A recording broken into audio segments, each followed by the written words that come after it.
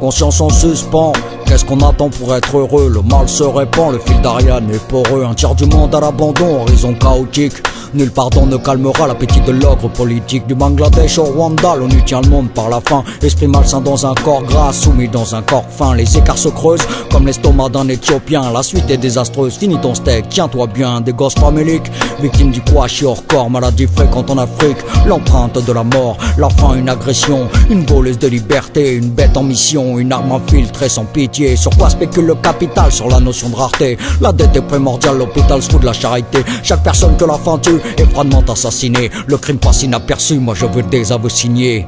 Contrôlé, dominé par l'impérialisme. Une reconquête savamment organisée pour que l'Afrique obéisse à des normes qui nous sont totalement étrangères. Que la fin soit reconnue, crime contre l'humanité. Que le G8 et l'ONU soient jugés puis condamnés. Je demande réparation pour les cadavres de la honte en tant que citoyen du monde. Rendez-nous des comptes. Que la fin soit reconnue, crime contre l'humanité. Que le G8 et l'ONU soient jugés puis condamnés. Je demande réparation pour les cadavres de la honte en tant que citoyen du monde. Rendez-nous des comptes. J'inverse les rôles, c'est nous qui avons une dette envers pas mal de pays du sud de la planète. Car qui fournit ressources et main d'œuvre bon marché et qui trie nos déchets, plastique ou irradiés. Faut-il encore rappeler le pillage de l'Afrique, de l'Inde, de l'Amérique pour enrichir nos républiques? On devrait être à genoux en demandant pardon au lieu de parler de cette dette qui saigne des nations. Les peuples du sud ont déjà payé de leur sang la soif d'exotisme et d'expansion de notre continent. Soldons tous les comptes et remboursons ce que nous devons, car parfois le débiteur n'est pas celui que nous croyons.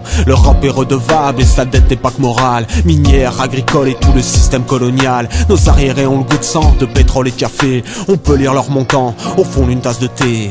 L'envers de la dette, c'est l'escroquerie de la dette. C'est-à-dire comment, en fait, ce qu'on prétend être une dette de l'Afrique vis-à-vis de l'Occident, c'est exactement l'inverse. Cette dette, elle est d'abord politique.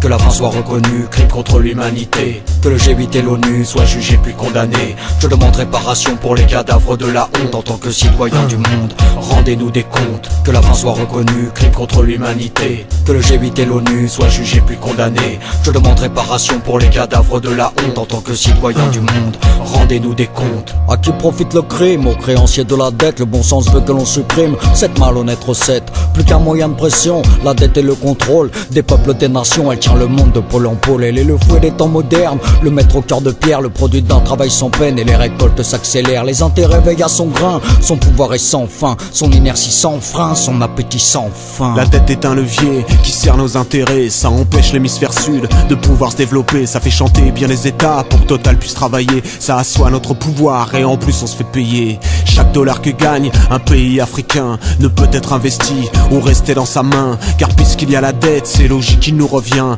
Le cercle est vicieux et ça n'ira pas mieux demain. Nous sommes endettés pour 50 ans, 60 ans, même plus. C'est-à-dire que l'on nous a amenés à compromettre nos peuples pendant 50 ans et plus.